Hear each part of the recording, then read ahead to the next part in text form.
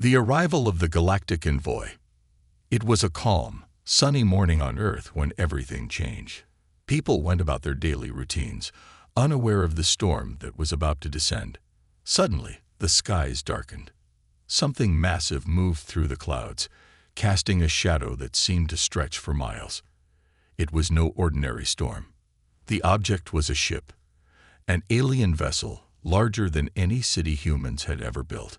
Its metallic surface shimmered like liquid silver, reflecting the light of the sun in eerie patterns. It hovered silently above major cities, from New York to Tokyo, Cape Town to Moscow. The world watched, frozen in shock and fear. Television screens, smartphones, and radios buzzed to life with the same message, transmitted in every known language. We are the Galactic Council. Your planet has been evaluated. You will surrender tribute or face destruction.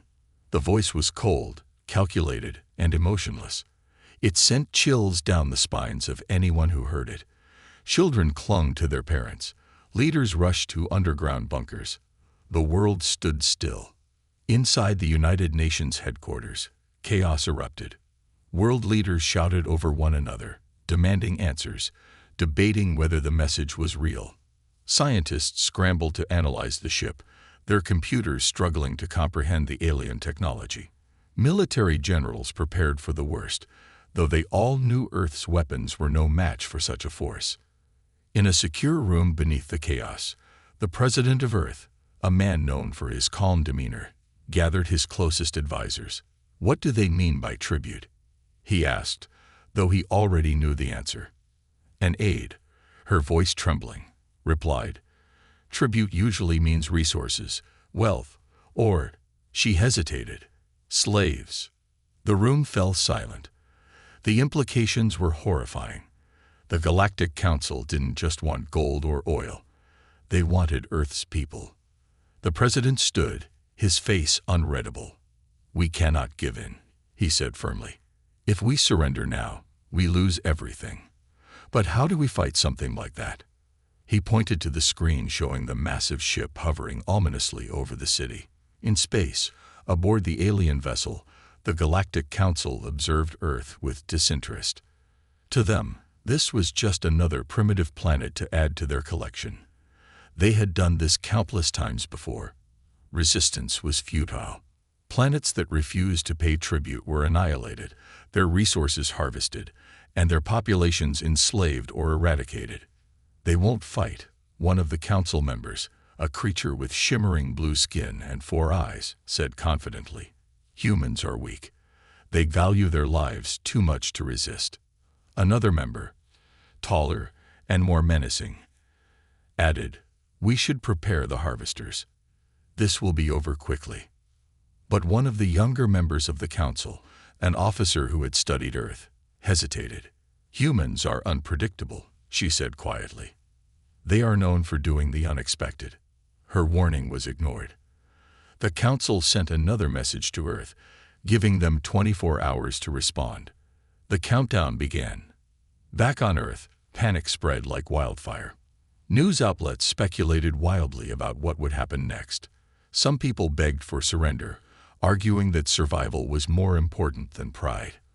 Others called for resistance, no matter the cost. Protesters flooded the streets, holding signs that read, "We will not be slaves and fight for Earth." The President of Earth addressed the planet in a live broadcast.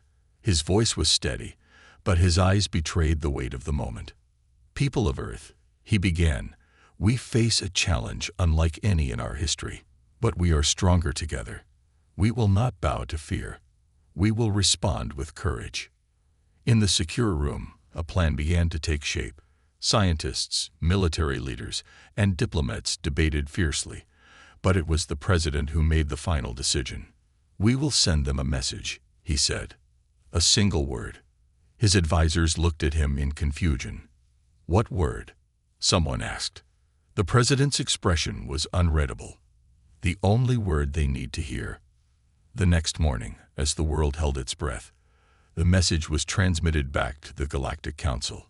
It was encrypted in a way that ensured they couldn't ignore it. Aboard the alien ship, the Council gathered to receive Earth's response. They expected surrender, begging, or silence. Instead, they received one word. The Council leader opened the message. His 4 eyes scanned the screen, and for the first time, his expression changed. He looked, stunned. "What does it say?" one of the members demanded. The leader's voice was barely above a whisper. "It says, resist." The room fell silent. The word hung in the air like a challenge, daring them to act. For the first time, the Galactic Council felt something they had not experienced in millennia. Doubt. The Council's arrogance. High above Earth, the Galactic Council's ship drifted silently in orbit. From the observation deck, the planet looked peaceful, small, fragile, and unremarkable. The Council, a collection of elite beings from across the galaxy, gathered in their towering chamber. The room was vast, with curved walls of polished black stone that seemed to swallow sound. A long table stretched across the center, surrounded by alien figures draped in robes of shimmering fabric that flickered with colors not found on Earth. At the head of the table sat Supreme Chancellor Vorakai, an imposing figure with deep emerald skin and a crown of sharp, crystalline spines that jutted from his skull. His eyes glowed faintly, scanning the single word that Earth had dared to send. Resist. The word flickered on the holographic screen before him, simple yet defiant. Vorakai's expression twisted into a sneer. "So predictable," he muttered, leaning back in his chair. "Primitive species often mistake defiance for strength. It always ends the same way." A low murmur of agreement filled the chamber. One of the council members, a wide insectoid being named Kraltesh, clacked his mandibles in amusement. "Let them resist," Kraltesh said, his voice a low, buzzing growl. "It will make their submission all the sweeter when they kneel. They are nothing but insects playing at war." A ripple of laughter spread across the table.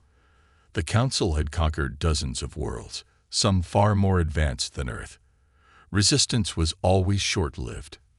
Tributes were taken, and those who fought were crushed beneath the weight of the Council's fleets. Yet, in the shadows at the far end of the room, someone remained silent. Commander Laraven, a younger officer who had studied Earth's history more closely than most, watched the hologram carefully. Her violet eyes narrowed. "Something feels different." Unlike the others, Laraven did not see Earth as weak. She had reviewed countless reports of their wars, fierce conflicts where humanity endured horrors and still emerged stronger. No alien empire, no matter how vast, could boast of surviving their own self-made extinction, threats the way Earth had. She cleared her throat softly. "Chancellor," she began, her voice firm but respectful. "Perhaps we should reconsider. Humanity's history is—" She hesitated, choosing her words carefully. "Complex." Vorakai's gaze shifted to her, cold and dismissive. "Complex." He chuckled darkly. "Their history is riddled with war and destruction. They fight amongst themselves like wild animals. That is precisely why they are dangerous," Laraven replied, meeting his gaze. "They have learned to survive chaos. They adapt faster than most species. They may lack our technology, but they compensate with ingenuity." A scoff echoed from across the table. Savajor, a reptilian creature with scales like molten glass, shook his head. "You overestimate them, Commander. We crushed worlds that spanned entire star systems. What can one small planet possibly do against us?" Laraven straightened, her hands gripping the edges of the table. "Respectfully, Counselor, this is not about their technology or numbers. This is about their spirit. The word they sent us, resist, is not an act of desperation. It is a warning." Vorakai's amusement faded slightly. "And what do you suggest, Commander?" "That we retreat because of a single word." A heavy silence followed. Laraven felt the weight of every eye in the chamber. She knew the risks of challenging the Council's authority, but she could not shake the feeling that Earth would not be like the others. "No," she said calmly, "but I suggest we approach this with caution. Underestimating humanity could be a mistake. Krell-Tesh hissed in irritation. Let me take a fleet to the surface. I will burn one of their cities to the ground as an example. The rest will fall in line. Vorakai considered this, his fingers drumming against the table. Finally, he gave a slow nod. Very well. Take a small detachment. Show them what Defiance costs. But keep the destruction limited. We need them alive to pay tribute. Krell-Tesh's mandibles clicked in satisfaction. I will return with their surrender, he declared, rising from his seat. As the chamber emptied, Laraven remained behind, staring at the hologram of Earth. She whispered to herself, You will regret this. Meanwhile, on Earth, the president stood in the underground command center, watching the countdown that ticked toward 0. The message had been sent, but the response had yet to come. Beside him, a general shifted uneasily. Do you think they'll attack? He asked. The president's eyes didn't leave the screen. They might, but they don't understand us. A faint smile tugged at his lips. They will. Flashback to humanity's struggles. Aboard the Galactic Council's warship, the stars stretched endlessly beyond the observation deck. The ship floated in cold silence, but on Earth, the fires of resistance had already begun to flicker. Commander Laraven stood alone, watching the blue and green planet below. The word resist lingered in her mind, heavier than any weapon. She felt the weight of history pressing against her, and with a subtle gesture, she activated the holographic interface in front of her. Archive, she commanded.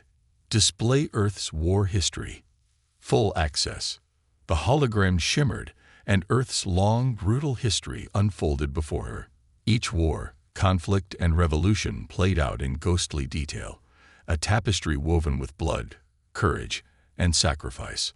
Laraven's violet eyes narrowed as she traced the outlines of humanity's greatest struggles. It began with fire. Primitive humans, barely standing upright, fought off beasts larger and stronger than themselves. Laraven watched as flickering holograms of early humans crafted weapons from stone, not for survival alone, but to challenge the world itself. They hunted, adapted, and carved out dominion, where other species would have perished. Even in the beginning, they defied nature, she whispered. The hologram shifted. Civilizations rose and fell. Empires clashed over distant lands, and still, humanity endured. Laraven's gaze locked onto the wars that had shaped the modern world. World War I, World War Ia, the Cold War. She saw trenches stretching endlessly across muddy battlefields, soldiers emerging from clouds of poison gas, fighting not for wealth, but for the hope of a better world. She saw cities engulfed in flames, skies darkened by bombers, yet through every explosion and cry, humanity rebuilt stronger than before. They never stayed down. The timeline advanced. Civil rights movements, revolutions against tyranny, ordinary people rising against impossible odds. Humanity's strength was not just in battle, but in the moments of quiet rebellion. The farmer who refused to yield his land, the scientist who risked everything for discovery, the child who held a flag as bullets rained around them. Laraven clenched her jaw. She could almost feel the fire in their hearts. A hologram zoomed into a critical moment. Apollo 11. She watched as the first human footsteps landed on the moon. It was not an act of war, nor a conquest for resources. It was a declaration to the universe. We are coming. The Council had laughed at Earth's technological backwardness, but Laraven saw something else entirely. They stepped beyond their world with nothing but willpower, she murmured. They are not afraid of the unknown. They seek it. She paused the archive at an image. An astronaut standing alone against the black void of space, Earth rising behind him like a jewel. Even in the darkness, they reached for the stars. Laraven's fingers hovered over the control panel. There was one more war to witness. The war for Earth. It hadn't happened yet. The archive predicted outcomes based on humanity's patterns. She activated the projection, bracing herself for the simulation. The hologram flickered, and Earth's future unfolded. It began with fire, once again. Cities burned, ships fell from the sky, and alien soldiers marched through the streets.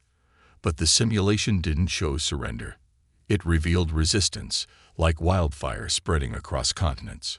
Humanity adapted, repurposing alien weapons, turning Earth itself into a battlefield. Small bands of fighters ambushed alien patrols. Scientists hacked Council technology. Children delivered messages beneath the radar, defying occupation forces with nothing but whispers and determination. By the end of the simulation, the Galactic Council's forces were gone, not because humanity's technology surpassed theirs, but because humanity refused to break. Lyra Venn exhaled slowly, the simulation fading back into darkness. It won't be easy, she admitted to herself. But they won't stop. She deactivated the archive and stepped away from the observation deck. As she turned to leave, Supreme Chancellor Vorakai's voice echoed through the chamber speakers. "Commander, the detachment is ready. Kraltesh's forces will descend to Earth shortly. Stand by for full assault preparations." Lyra Venn hesitated for a brief moment. Her instincts told her to speak, to warn them, to challenge the Council's arrogance. But she remained silent. They need to see it for themselves. As she walked down the corridor, the final image from the archive lingered in her mind. It wasn't the war or the battles that stayed with her. It was the simple image of a lone human standing beneath the stars, gazing upward. A small planet, yes, but with a spirit too vast for the galaxy to contain. And as the first alien dropships descended toward Earth, Lyra Venn whispered to herself, "You don't know what you've awakened." The word revealed. The Galactic Council's warship hung in low orbit over Earth, casting a silent shadow across continents below. On the surface, humanity braced for the inevitable. Sirens wailed through cities, soldiers lined the streets, and civilians huddled in underground shelters, whispering prayers to gods long forgotten. In the heart of the Galactic Council's command chamber, Supreme Chancellor Vorakai lounged in his throne, eyes fixed on the holographic projection of Earth. The countdown to humanity's surrender reached its final seconds. 5. Across Earth, the president stood in a fortified bunker, his face illuminated by the glow of distant explosions. His advisors stared at him, waiting for orders, but he gave none. His eyes never left the clock. 4. On every screen across the planet, a single message flickered: prepare for occupation. 3. Kraltesh's fleet, sleek, insect-like ships, descended through the clouds, engines roaring like thunder. Alien soldiers tightened their grip on plasma rifles, ready to secure their prize. 2. The Galactic Council smiled. This was the moment they had witnessed on dozens of worlds. Humanity's spirit would shatter. It always did. 1. But then, nothing. No white flags. No transmissions of surrender. Instead, a new signal interrupted the countdown, forcing itself onto the Council's communication network. A single word materialized in glowing letters across every screen, blinking slowly in eerie silence. Resist. The chamber fell deathly quiet. Vorakai's golden eyes narrowed. He leaned forward, fingers curling into the armrests of his throne. "What is this?" he growled. Kraltesh stepped forward, mandibles twitching with irritation. A glitch, a pathetic last gesture of defiance. The word flickered again, resist. And then, as if answering Kraltesh directly, a second message appeared beneath it. "We are ready." Lyra Venn's heart raced. She stood at the far end of the chamber, silently watching the hologram. For the first time, she saw something unfamiliar in Vorakai's eyes. Not anger, not frustration, but doubt. The Chancellor rose slowly, towering over the others. "Trace the source of this transmission," he ordered, his voice calm but razor-sharp. "Where did it come from?" The communication officers scrambled, tapping feverishly at their consoles. After several tense moments, one of them looked up, pale and visibly shaken. Chancellor, the message didn't originate from Earth. Vorakay's gaze sharpened. What? The officer swallowed hard. It came from our own network. The signal was rebounded from inside the ship. The chamber erupted into whispers. Kraltesh's mandibles clicked furiously. Impossible. No human technology could infiltrate our systems. But Lyra Ven wasn't so sure. The word resist continued to flash, accompanied by rhythmic beeping. It wasn't just a word anymore. It was a pulse, a signal. Vorakay's voice dropped to a dangerous growl. Shut it down. The officers tried. Console screens flickered, but the word refused to disappear. It spread like wildfire through the ship's systems, infecting every channel, every data stream. Resist. It repeated endlessly, appearing on every wall, every panel. It echoed in their minds like a drumbeat. Lyra Ven stepped forward, her eyes narrowing at the hologram. This isn't defiance, she said quietly. It's a declaration of war. Vorakay's eyes snapped to her. Explain yourself, Commander. Lyra Ven gestured to the projection of Earth. We assumed humanity would kneel, like all the others, but they aren't like the others. She pointed at the word flickering across the room. This message, it's not an invitation to negotiate. It's bait. Vorakay's expression darkened. Lyra Ven continued. They knew we'd come. And now, they're ready to fight us on their terms. Kraltesh scoffed, stepping closer to her. Fight us with what? Their outdated missiles and rusting warships. Let them try. Lyra Ven's eyes didn't leave the hologram. The worst mistake you can make, she said quietly, is to think that humanity needs superior weapons to win. Vorakay's fists tightened. His crystalline spine seemed to pulse with faint light. They are ants beneath our feet, he hissed. No amount of defiance will change that. But even as he spoke, alarms blared throughout the warship. Defense systems activated automatically, turrets swiveling toward the sky. Kraltesh snarled, glaring at the officers. What now? The officer's face turned pale. Chancellor, ships are launching from Earth. Hundreds of them. Impossible, Kraltesh snapped. They have nothing that can reach us. But the hologram didn't lie. Fleets of crude but heavily modified spacecraft surged into orbit, swarming like hornets. And leading them was a single battleship, ancient by the Council's standards, but bristling with weapons salvaged and repurposed from alien wreckage. Lyra Ven smiled faintly. She had seen this pattern before. Humanity didn't invent technology to match their enemies. They took it, broke it apart, and rebuilt it stronger. The ship bore no markings, but across its hull, 3 words had been painted in bold, defiant letters. For all mankind. Lyra Ven turned to Vorakay. They aren't fighting for survival, she said softly. They're fighting because they believe this is their galaxy too. Vorakay's eyes burned with fury.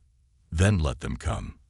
But even as the Chancellor's words echoed, Lyra Ven couldn't shake the feeling that the tide had already shifted. Resist was no longer just a word. It was a promise. Humanity's stand.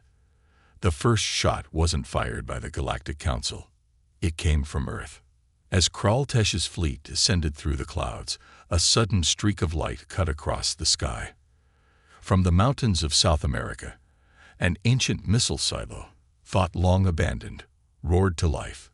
A single missile, scared, outdated, but fully functional, screamed toward the nearest alien dropship. It struck with pinpoint accuracy. Kraltesh watched in stunned silence as the dropship exploded in a fiery burst, spiraling out of the sky like a wounded bird. It slammed into the ocean, leaving nothing but smoldering debris. What was that? One of his officers barked. Kraltesh's mandibles twitched violently. A relic, a fossil from their old wars. Let them fire their scrap metal. It will not save them. But the missile was just the beginning. Across the planet, humanity struck back. In the deserts of Africa, anti-aircraft cannons hidden in ancient bunkers erupted, tearing through descending alien crafts. Fighter jets, sleek and fast, rose from underground hangars, engaging the Council's forces in dogfights above the clouds. From civilian cities, makeshift railguns, cobbled together from satellite parts, and salvaged alien tech, fired at the invaders with deadly precision. Humanity's war machines were not elegant. They were rusted, patched, and battle-worn. But they worked. And they fought like hell. In the skies over North America, Kraltesh led the vanguard, snarling as human fighter jets zipped between his ships. Darting and weaving like insects, he unleashed plasma fire, cutting one jet clean in half, but 3 more took its place. They swarmed like locusts. Kraltesh roared. Behind him, one of his officers paled as a new fleet appeared over the horizon. It wasn't military. It was civilian. Hundreds of old cargo ships, repurposed for battle, rose from Earth's surface. Commercial planes, retrofitted with weapons, joined the fray. Even old fishing boats in the Pacific launched drone swarms that scrambled alien sensors. Earth wasn't fighting with its armies alone. It was fighting with its people. In the ruins of Paris, a young girl crouched behind rubble, clutching a tablet linked to Earth's defense network. She tapped rapidly, overriding an alien drone's control system. The drone spun mid-air and unleashed its payload on the very dropship that deployed it. A cheer rose from resistance fighters hiding in the catacombs below. In the mountains of Asia, old monks, standing in ancient temples, directed signals to passing satellites. These signals jammed Council communications, turning their own ships against one another. In the streets of New York, construction workers armed with plasma cutters dismantled alien mechs, turning their parts into shields and barricades. Firefighters rerouted emergency services to transport supplies to the front lines. Every man, woman, and child had become part of Earth's defense. Aboard the Galactic Council's warship, Supreme Chancellor Vorakai watched the battle unfold in disbelief. This was not the easy conquest he had expected. His golden eyes narrowed. "Enough of this," he growled. With a flick of his wrist, he activated the orbital bombardment cannons. Gigantic plasma turrets emerged from the hull, aiming directly at Earth's largest cities. "If they will not kneel, we will turn their world to ash," Vorakai declared. But before the cannons could fire, the ship shuddered violently. "Chancellor," an officer cried, "something's coming." Vorakai turned toward the observation deck, just in time to see a massive human battleship rise from Earth's surface, ascending rapidly toward them. Its hull was battered and scarred, but it moved with the strength of a war titan. It was the UES Endeavour, humanity's last remaining space battleship, an artifact of the old space age, thought lost to time. But here it was, defying gravity and expectation alike. The ship's cannons glowed hot. Vorakai's eyes widened. "Fire. Destroy it before it reaches us."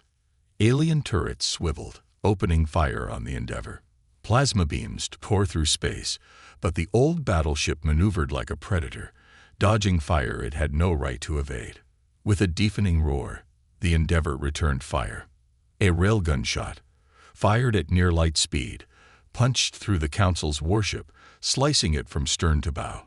Flames erupted, and Council officers were thrown from their stations as the ship trembled violently.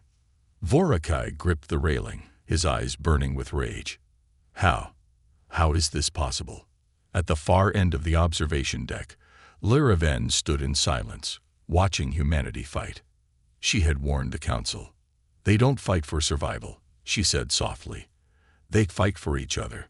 Vorakai's eyes snapped toward her. "You knew this would happen." Liraven met his gaze without flinching. "I hoped it would happen." The warship groaned under the pressure. Fires spread through the control deck as systems failed one by one. In the chaos, Vorakai issued his final order. Retreat. The Galactic Council's fleet broke formation, abandoning the skies of Earth. Dropships scrambled to escape the surface, leaving behind wreckage and wounded soldiers. As the last of the Council's ships disappeared into the void, the skies over Earth cleared. The war was not over, But humanity had won the first battle. In the aftermath, Earth stood bruised but unbroken. Fires smoldered and cities bore the scars of invasion, but they endured, like they always had. The president addressed the planet from atop the UES Endeavor, now a symbol of defiance. "They came to break us," he said, his voice echoing across every continent, "but they underestimated who we are. Today, we stand not as nations, but as one people, one planet, and we send a message to the stars." He paused, letting the weight of his words sink in. "To any empire, fleet, or council that dares to threaten us, we will resist." The Council's decision. The Galactic Council's warship drifted in the cold abyss of space, smoke trailing from its scarred hull. Inside the council chamber, the mood was heavy. Alien figures, once proud and untouchable, now sat in uneasy silence. The chamber, usually filled with confidence and arrogance, felt smaller under the weight of their failure. Supreme Chancellor Vorakai stood at the head of the table, his crystalline crown cracked at the edge, a silent reminder of the battle over Earth. His golden eyes burned with unspoken fury, but beneath that fire lurked something else: doubt. In the dim light of the chamber, holographic images of Earth flickered, showing the aftermath. Crashed dropships lay smoldering in fields and oceans. Alien mechs, once invincible, now lay in pieces, being dismantled by human engineers. And above the planet, the UES Endeavor hung like a sentinel, its railguns aimed toward the stars. The message was clear. Earth was not just resisting. It was preparing. Vorakai's voice broke the silence. "This is unacceptable." His tone was cold, measured, but every word dripped with restrained anger. "We are the Galactic Council. We have broken worlds, bent empires to our will. And yet," his eyes narrowed at the images of Earth, "we could not crush them." The councilors shifted uncomfortably in their seats, casting glances at one another, but daring not to speak.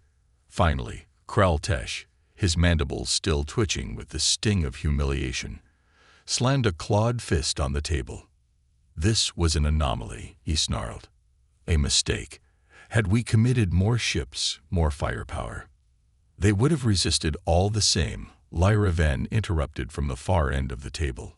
Her calm, steady voice sliced through the tension like a blade. Vorakai's gaze locked onto her, sharp and piercing. Kraltesh glared, mandibles clicking angrily. "You speak as if you admire them, Commander. Have you forgotten your allegiance?" Lyra Ven's violet eyes did not waver. "I have not forgotten. I understand them." She leaned forward, resting her palms on the table. "You call them an anomaly. I call them inevitable." The chamber went silent. Lyra Ven stepped toward the center of the room, the hologram of Earth glowing at her back. "Earth is not the first world to resist," she said, scanning the faces of her fellow counselors. "But it is the first to resist this effectively. We came with the full weight of the Council. We descended with superior firepower, technology, and numbers. Yet they adapted faster than we anticipated. They took our weapons, our ships, and turned them against us. This is not an anomaly." She paused. "It is a warning." Vorakai's eyes narrowed. "A warning." Lyra Ven nodded. "They will not stop with defense," she continued. "We retreated today, but if we return, Earth will not wait behind its walls. They will pursue us." Kraltesh scoffed. "Pursue us? With what?" "Their primitive fleets. They are already reverse engineering our ships," Lyra Ven replied, tilting her head toward the hologram. "Their fleets may be crude now, but in time, they will match us, surpass us even. Humanity is not bound by the rules of expansion like the rest of us. They are driven by something far more dangerous." Vorakai leaned forward, his gaze hard.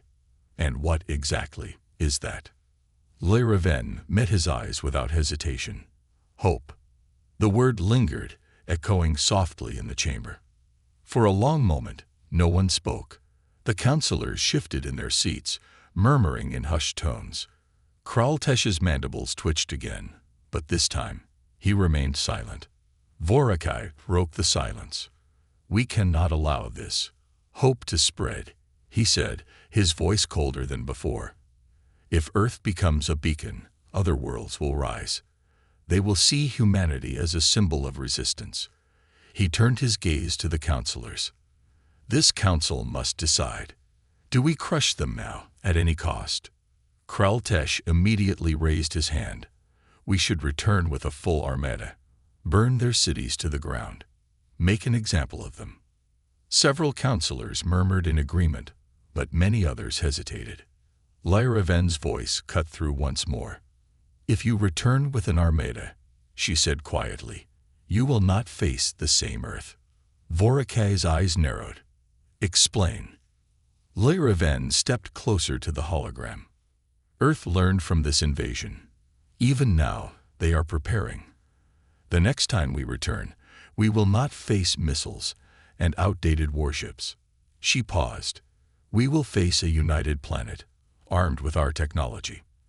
And they will not fight alone."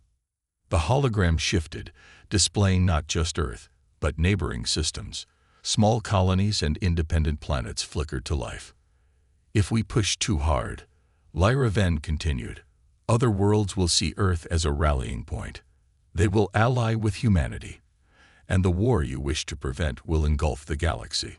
Her words hung in the air, heavy with truth. Vorakai's fingers tightened around the edge of the table. His crystalline crown flickered dimly, reflecting the uncertainty he felt. After a long pause, he finally spoke. "What do you suggest, Commander?" Lyraven straightened. "We watch," she said. "Let them believe they have won. Let Earth rebuild and grow complacent. In time, they may become arrogant. That is when we strike, when their hope has blinded them." Vorakai's expression remained unreadable, but slowly he nodded. "This council will reconvene in one cycle," he announced. "Until then, Earth remains under observation. No further action will be taken." The counselors murmured in agreement, though not all looked satisfied. As the chamber emptied, Lyraven lingered at the observation deck, staring down at the blue planet below. She knew the truth the council refused to see. Hope was not something that faded with time. It grew stronger. And one day, when the council returned, humanity would not be caught unaware. They would be waiting. Aftermath and reflection. The skies over Earth were quiet for the first time in weeks. The Galactic Council's fleet had retreated beyond the solar system, leaving behind smoldering wreckage and scorched landscapes. Across continents, the fires of war had begun to cool, but the embers of defiance still glowed in every city, town, and village. Earth had survived. But survival came at a cost. In the heart of New York, the skyline was broken, marred by alien ship debris that jutted from the ground like iron tombstones. The Statue of Liberty, though battered, still stood tall, its torch flickering with renewed purpose. Rescue workers climbed over rubble, pulling survivors from collapsed buildings. Every hand was needed. There were no borders, no nations in this moment. It was humanity as one, rebuilding brick by brick. On the side of a destroyed alien mech, children spray-painted bold letters. "We resisted." In the streets of Tokyo, makeshift markets formed under the shadows of downed council dropships. People bartered using alien metals scavenged from fallen crafts. Engineers huddled near dismantled war machines, reverse engineering plasma rifles and thruster cores. A group of teenagers stood on the rooftop of a half-crumbled skyscraper, waving a flag they had stitched together from torn banners of every nation. At its center was Earth, surrounded by a ring of stars that hadn't existed on any flag before. Across Europe, old cathedrals and ancient ruins served as sanctuaries for those who had lost their homes. Monks and priests worked alongside scientists and doctors, offering shelter and healing beneath crumbling domes and broken stained glass windows. In the ruins of Paris, the Eiffel Tower still stood, but not untouched. Its steel beams had been reinforced with salvaged alien alloys, standing taller than before, a symbol that Earth did not rebuild as it once was. It rebuilt stronger. In orbit, aboard the UES Endeavour, Earth's last surviving battleship circled the planet like a watchful guardian. The crew, composed of soldiers, mechanics, and civilians who had stepped forward when no one else could, stared silently at the endless stars. Captain Elias Munro, standing on the bridge, watched as debris from the Council's retreating fleet drifted through space. A faint smile tugged at his lips. "They thought we'd break," he murmured, folding his arms across his chest. "They thought wrong." In the heart of Africa, an alien war mech, once the terror of the battlefield, now served as the foundation for a school. Children laughed and played around its massive legs as human soldiers stood guard, their once exhausted faces now filled with quiet pride. The school's sign, carved from alien hull plating, read, "The HFY is ours." The Council watches. From the depths of space, aboard the Galactic Council's warship, Supreme Chancellor Vorakai stared down at Earth through the observation deck. The scars of war were still fresh, but Vorakai saw something that troubled him more than the destruction. He saw unity. Earth was not fractured by the invasion. It had been reforged. Behind him, Councillor Kraltesh growled in frustration. "They should have been broken. This defiance will spread to other worlds." Vorakai remained silent. His crystalline crown, once gleaming, now appeared dull. The cracks from the battle were still there, visible reminders that even the mighty Council was not invincible. Lyra Ven, standing at the far side of the chamber, stepped forward. "They are not like the others," she said quietly. Vorakai glanced at her, narrowing his golden eyes. "You seem almost pleased by this outcome." Lyra Ven's gaze never wavered. "I am not pleased, Chancellor. I am cautious. Earth has shown us what happens when you corner a species that refuses to needle. If we return, they will not hesitate to meet us head-on." Kraltesh's mandibles clicked in irritation. "Let them try. We still hold the greater fleet. They are but one planet." Lyra Ven's eyes flicked to him. "One planet," she said, "that stood alone against the entire might of this council, and survived." Silence filled the chamber. Vorakai's gaze drifted back to the planet below. "Let them rebuild," he said at last, his voice low and cold. "Let them grow strong." A faint flicker of light passed over his golden eyes. "They will learn, eventually, that resistance carries a price, and when that day comes, we will return." On Earth, the dawn breaks. As the sun rose over the horizon, the people of Earth stood taller, their eyes fixed not on the ground, but on the stars. In the months that followed, humanity worked without rest. Alien wreckage became the foundation for new ships, and Earth's leaders formed alliances that transcended borders. No longer divided by flags, they now stood under one banner. Earth's defense fleet grew, with new ships bearing names that carried the weight of history. UES Defiance, UES Hope, UES Liberty. But among them was one ship that bore no weapons, no cannons. The UES Voyager, a vessel built to explore the unknown. It carried a message engraved on its hull in 1,000 languages. "To those who come in peace, we welcome you. To those who bring war, know this: we will resist." And as the Voyager left Earth's orbit, heading toward the stars, the people of Earth watched from below, knowing that the galaxy had changed forever. Because Earth was no longer just a planet. It was a symbol, and symbols never die.